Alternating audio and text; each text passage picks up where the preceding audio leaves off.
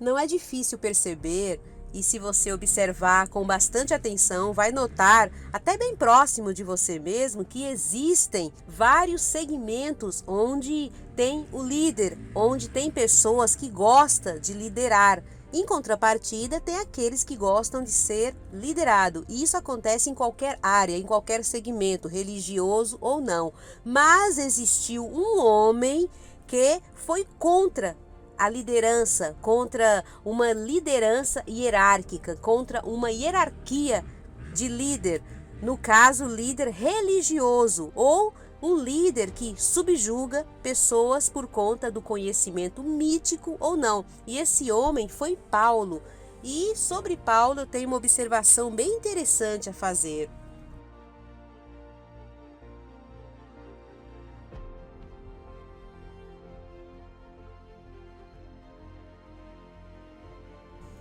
Paulo e o incômodo que ele provoca. Existe um padrão curioso que se repete ao longo do tempo. Sempre que um movimento religioso, espiritual, filosófico ou alternativo se estrutura em torno de lideranças centrais, hierarquia rígidas e práticas ritualizadas, surge quase inevitavelmente uma resistência profunda à figura do apóstolo Paulo. Em alguns casos, essa resistência se transforma em rejeição aberta. Paulo é chamado de impostor, corruptor da mensagem original ou agente de um sistema que ele próprio combateu. No entanto, ao analisarmos a essência dos ensinamentos de Paulo, após sua ruptura com o sistema religioso, percebemos que o ódio dirigido a ele pode ter uma raiz muito mais pragmática. Paulo é o maior antídoto contra a dominação humana transvestida de espiritualidade ou de supostos conhecimentos. Essa contradição me chama e muito a atenção. Quem percorre o Novo Testamento com atenção, especialmente as cartas de Paulo e os relatos de Atos, percebe algo muito claro. Paulo não foi um defensor de sistemas religiosos, mas um de seus mais contundentes críticos. Depois de romper com o sistema religioso do qual ele fez parte, Paulo passou o resto da vida denunciando exatamente aquilo que conhecia por dentro. Em Atenas, o centro intelectual e religioso da cidade, Paulo faz uma declaração que ecoa até os dias de hoje, como um golpe direto em qualquer sistema sacralizado. Pois Paulo, um ex-integrante do sistema religioso, sabia exatamente como os sistemas de controle funcionam. Em seu discurso no Areópago, ao mostrar e apresentar o Deus verdadeiro ou o Deus desconhecido que aquele povo não conhecia, eu entendo que ele desferiu também um golpe mortal em qualquer organização que condicione a conexão com o sagrado a lugares físicos ou práticas exclusivas. Em Atos 17, Paulo faz uma declaração que é o verdadeiro pesadelo para donos de instituições, denominações, organizações e afins. O Deus que fez o mundo e tudo o que nele há, sendo Senhor do céu e da terra, não habita em templos feitos por mãos humanas, nem tampouco é servido por mãos de homens, como se necessitasse de alguma coisa. Essa afirmação desmonta em poucas linhas todo o edifício da religião institucional, como templos, organizações, centros, mediações humanas, rituais necessários para servir a Deus, estruturas que se colocam como intermediárias entre o divino e o indivíduo. Paulo desloca o Deus do espaço controlado para a experiência pessoal e individual. E isso é profundamente desconfortável para qualquer sistema que dependa de controle, centralização e autoridade vertical. E quanto à estrutura que subjuga, Paulo foi também direto ao atacar a ideia de líderes espirituais como figuras de domínio ou superioridade. Em uma comunidade marcada por disputas de autoridade, ele descreve: porque ninguém pode pôr outro fundamento além do que já está posto, que é Jesus Cristo. 1 Coríntios 3. E logo antes, ele desmonta o culto à personalidade. Quando um diz, eu sou de Paulo, e outro, eu sou de Apolo, não sois meramente humanos? 1 Coríntios 3. Paulo se recusa a ser centro, referência absoluta ou líder incontestável. Ele não constrói uma pirâmide, ele aponta para fora dela. Mais ainda, ele afirma que todos são iguais em essência, sem castas espirituais. Em Gálatas 3 lemos: não há judeu nem grego, escravo nem livre, homem nem mulher, porque todos sois um. Essa visão destrói qualquer projeto permanente baseado em hierarquia espiritual, extrasensorial ou dimensional. Essa liberdade é o pesadelo de qualquer organização que possua uma estrutura piramidal, enquanto organizações alternativas criam novos rótulos para seus líderes e mestres.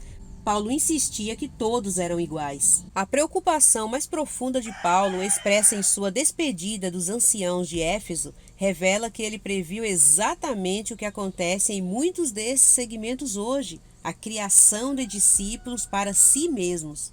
Porque eu sei isto, que depois da minha partida entrarão no meio de vós lobos cruéis, que não pouparão ao rebanho, e que dentre vós mesmos se levantarão homens que falarão coisas perversas para atraírem discípulos após si. Atos 20. Esse alerta atinge em cheio qualquer organização e sua liderança, mesmo aqueles que se dizem não religiosa. Então eu vejo que são exatamente estes que devemos ter mais cuidado, saber discernir, para não ser seduzido e acabar fazendo parte do sistema, sendo mais um servo fiel que foi fisgado pela farta mesa cheia de manjares que eles servem.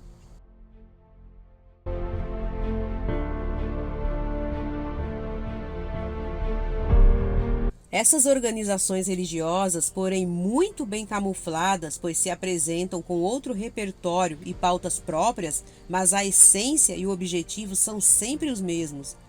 A essência diz respeito ao extrasensorial, o surreal, o dimensional, o espiritual. Quanto ao objetivo, diz respeito a juntar ou angariar pessoas para dentro do segmento. São sistemas que se estruturam em torno de um líder central incontestável, com condutas repetitivas e obrigatórias, as quais eu imagino que são práticas feitas por livre e espontânea pressão, por linguagem própria que separa os de dentro e os de fora, por processos contínuos de formatação ou quase uma manipulação mental sistemática que substituem rituais tradicionais, mas cumprem a mesma função simbólica. Paulo expõe a estratégia de muitos líderes modernos. Eles não apontam para a verdade que liberta o indivíduo. Eles manipulam a verdade para que o indivíduo se torne o seguidor fiel do líder ou da organização. E ao chamar Paulo de impostor, esses grupos tentam descredibilizar a voz que avisa sobre o perigo de se tornar discípulos de homens.